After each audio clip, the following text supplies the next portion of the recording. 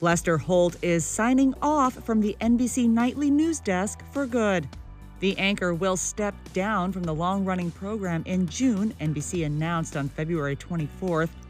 Though Holt's successor has yet to be named, fans won't have to go far to see what he'll do next. The renowned broadcaster is moving into a full-time role at NBC's Dateline, where he served as principal anchor since 2011.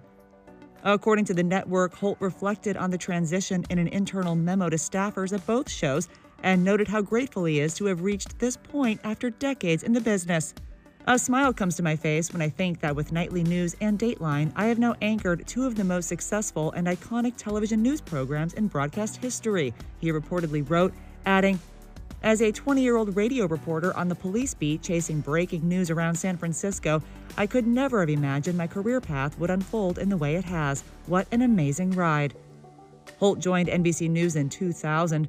Polls conducted by The Hollywood Reporter and The Morning Consult named him the most trusted television news personality in America twice in a row. And NBC News Executive Vice President of Programming Janelle Rodriguez reportedly applauded Holt's contributions and legacy in a staff memo per NBC, writing, he has led the network during some of the country's most fraught and challenging times in the past decade. Quite simply, Lester is the beating heart of this news organization. It remains unclear who will take over the helm at Nightly News, but Holt's journalism roots are professional and personal.